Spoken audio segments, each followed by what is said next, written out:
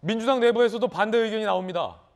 조홍천 의원, 김혜영 전 의원, 민주당 의원총회 때 박용진 의원도 반대 의견 밝혔으니까 조금 박해 중에 금태섭 의원은 민주당을 나갔죠. 해박조입니까? 조박해입니까? 조해박입니까? 어쨌든 함께 보시죠. 조홍천, 헌법 위반 소지 우려, 상호 모순점 적지 않다, 실무상 문제점 발생된 게 확실하다. 어제 의원들에게 편지를 보냈어요. 조홍천 의원. 돌직구쇼 출신이죠. 김혜영 전 의원, 검찰을 악당으로 규정한 악당론과 지키자 프레임이다.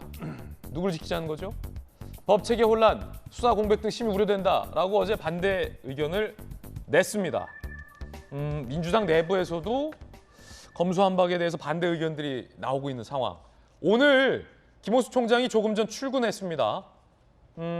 어제 사표를 철회했으니까 오늘 다시 출근을 한 건데 출근길에 뭐랄까요? 흥미롭다고 해야 될까요? 아니면 이례적이라고 할까요? 뭔가 얘기를 꺼냈는데 수사권은 박탈하되 수사지휘를 할 수 있으면 괜찮다. 뭐 이런 취지의 얘기를 해서 논란이 예상됩니다. 조금 전 김 총장 발언 들어보시죠.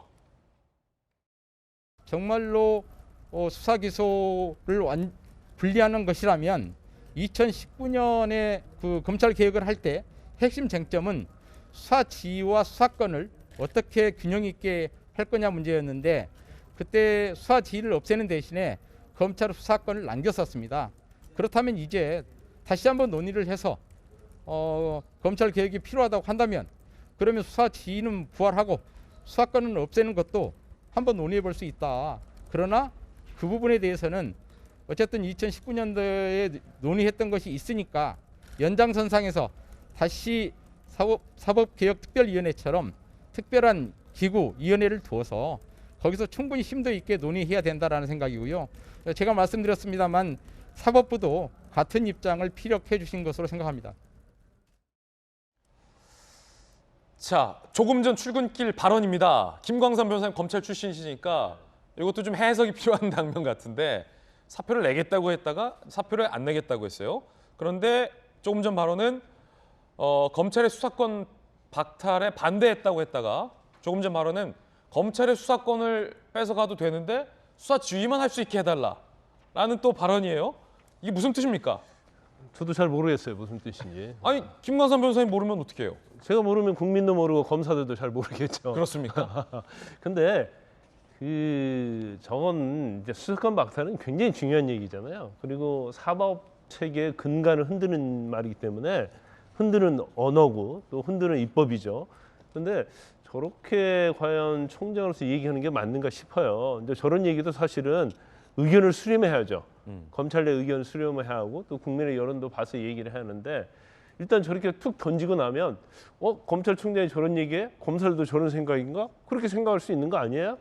저 중요한 얘기를 왜 출근하면서 저렇게 얘기했을까라는 생각이 드는데 또 한편으로는 또 이런 생각을 하고 저런 얘기 할 수 있다고 봐요. 뭐냐면 너무나 지금 민주당에서 마치 제동장치 없는 폭주하는 기관처럼 달려가잖아요. 그러니까 이런 정도의 어떠한 제안을 하면서 특별위원회를 구성해서 논의를 해보자.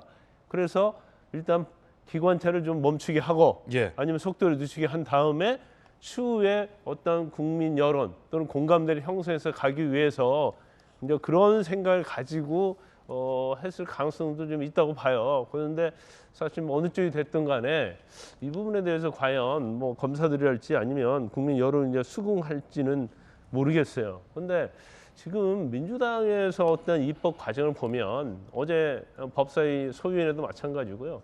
절차에 있어서도 왜 저렇게 마구마구 막 정말 앞뒤 보지 않고 달려가는지 굉장히 좀 의구심이 들고 그다음에 저는 사실 지난번 이제 만장일치로 검수완박법을 하기로 의결했다 이렇게 얘기했잖아요. 의원총회에서.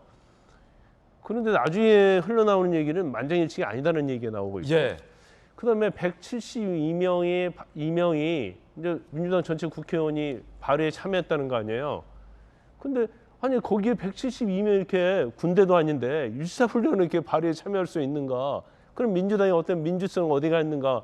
그런 생각이 좀 들더라고요. 이제 그 이후에 뭐 조홍천 의원이랄지 뭐 여러 명이 또 반대하는 의견을 내긴 했습니다만은 그래서 사실 정의당 또는 법원 행정처 뭐 다 이렇게 반대하는 것을 이렇게 밀어붙이는데 아무리 민주당이 무소불위의 다수당의 어떤 권한을 갖고 있다 하더라도 과연 이게 가능할까? 예. 저는 그런 생각이 좀 들어요. 자, 전재수 의원님의 예. 또 반론.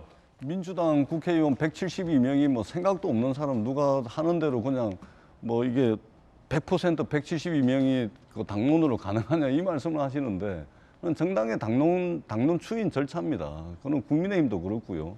민주당도 그렇고 3시간 30분을 토론을 합니다. 토론을 해서 그렇게 당론 추인 절차를 밟는 과정이었고 그다음에 당론으로 결정이 되면 172명 이름을 다 넣는 겁니다. 그거는 현재 존재하고 있는 민주당이든 국민의힘이든 당론 추인 절차상 이제 그런 것이고 정당이 군대일 수는 없는 것이죠. 3시간 30분을 토론한 겁니다. 그리고 그러한 과정을 거쳐서 당론을 정했기 때문에 172명이 설사 다른 의견이 있다 하더라도 한 곳으로 의견을 모아가지고서 그래서 당론이라는 것이 존재를 하는 것입니다. 그리고 앞뒤 보지 않고 폭주한다라는 말씀을 하시는데 또 일부 국민들께서 너무 급한 거 아니냐 이런 비판의 지점이 있다는 거 저희들 잘 알고 있습니다. 그러나 이 검찰개혁의 문제는 지난 20년 동안 기나긴 역사적 논의 과정이 있었고 그리고 그 논의 과정을 거쳐가지고 일정한 성과가 있었습니다. 그 성과가 2019년도에 검경 수사권 조정을 통해가지고 일부 실현이 됐고 지금 현재 이 과도기적 체계입니다. 그런데 이제 윤석열 행정부가 출범을 하게 되면 지난 20년 동안의 역사적 논의 과정의 성과들이 20년 전으로 후퇴할 가능성과 우려들이 명백하기 때문에 이제는 과도기적 이 상황을 좀 극복을 하고 수사기소라는 애초에 형사소송법이 70년 전에 제정될 때 수사기소 분리를 장기적으로 추진한다는 그 이제 개혁 과제를 완수하는 겁니다. 그리고 실제 전체 형사사건의 99.2%를 경찰이 하고 있습니다. 검찰이 하고 있는 6대 중요 범죄에 대해서도 지난 2년 동안 데이터를 보게 되면 6대 중요 범죄에 대해서도 경찰이 지금 34만 건을 할 때 검찰이 10,000건 정도를 했습니다. 6대 범죄도 경찰이 이미 하고 있다는 말씀을 드리고 그렇기 때문에 수사 공백이 있을 수가 없는 것이죠. 검찰이 내사, 수사, 기소, 구형, 공판에 이르는 모든 과정을 가지고 독점적이고 압도적인 권력을 행사해 왔습니다. 우리 사회에 이런 한 권력을 한 손에 쥐고 있는 조직이 어디가 있습니까? 그리고 이명박 대통령께서 해양수산부를 해체할 때 해양수산부 공무원 저렇게 했습니까? 박근혜 대통령 계실 때 해양경찰청을 해체할 때 해양경찰청 해경들이 저렇게 공무원들이 저렇게 했습니까? 그렇지 않죠. 그런데 왜 검찰 공무원들은 저렇게 합니까?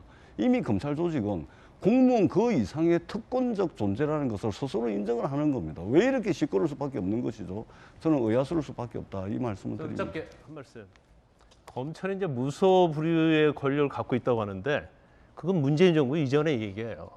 수사권 전부 다 거의 대부분 경찰에 줬잖아요.